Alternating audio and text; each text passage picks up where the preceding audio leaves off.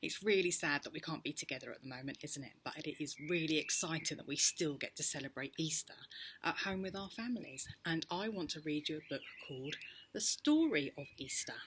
So get comfy and I shall begin and show you the pictures as we go along. The Story of Easter. Jesus, the Son of God. Jesus came to earth to live life as a man. He was one of us, a part of God's great plan. He taught us the truth and what God's love meant. Many people followed him everywhere he went. Can you see all the people? And what are these? That's right. Can you make the noise they make? Louder. Brilliant.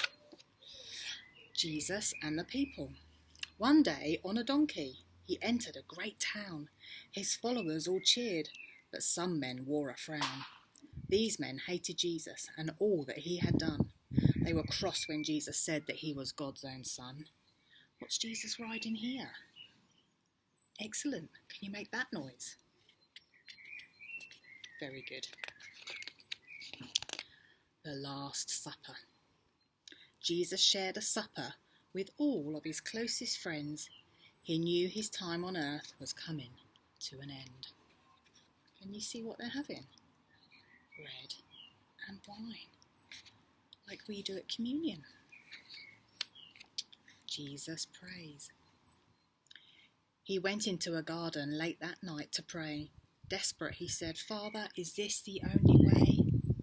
You see Jesus in the garden? What are his friends, the disciples, doing? Well, it was quite late at night, wasn't it? Jesus is arrested.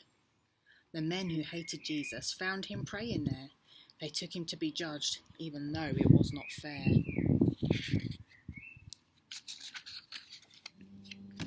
Jesus is questioned. They asked Jesus questions for a very long time, but could not find him guilty of a single crime. When the ruler called Pilate wished to set Jesus free, many in the crowd shouted, "Hang him on a tree!" The Crucifixion. Jesus was not guilty, but he was put on a cross.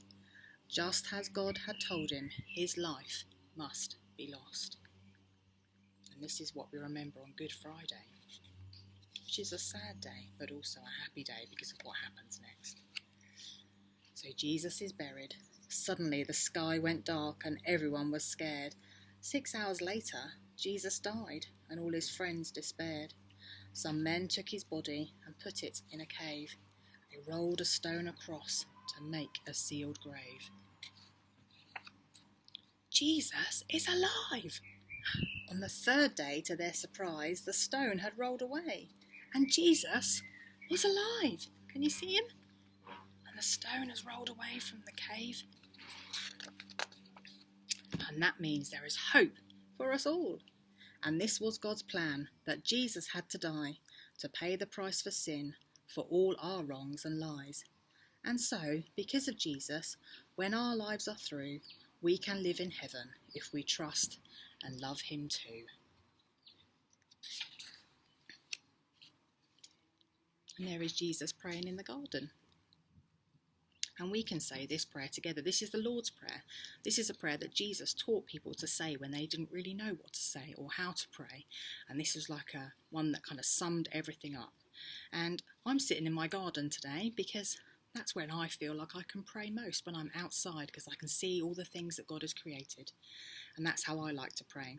Now, if you have been in our bubble sessions or in our Feast Kids, then you might like to pray by talking into your hands like this. Because sometimes it's difficult, isn't it, to think about your words just going out into the air. So you can talk into your hands like this and talk to Jesus, and then put your hands over your ears so you can listen to what he says. Or you can put your hands together so you're not fiddling, or you can just sit quietly and listen to the words while I pray. Our Father in heaven, hallowed be your name. Your kingdom come, your will be done, on earth as in heaven. Give us today our daily bread.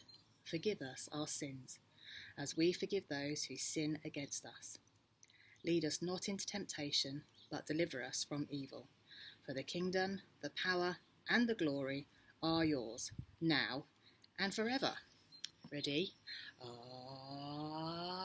Amen. Brilliant. I really enjoyed reading that story to you, the story of Easter. And that's why we have Easter eggs. That's why we celebrate the signs of new life, because Jesus came as a baby at Christmas to rescue us. That's what we celebrate at Easter, so we can be part of his family. So wherever you are still part of God's family. And the God that we celebrate in the story of Easter is the same God that's in your house and in your family and at SBC and wherever you go. He is the same yesterday, today and forever. And that is the hope of Easter. So I hope you have a lovely time. Don't eat all your chocolate eggs at once, will you? And hopefully I'll see you again very soon. Bye.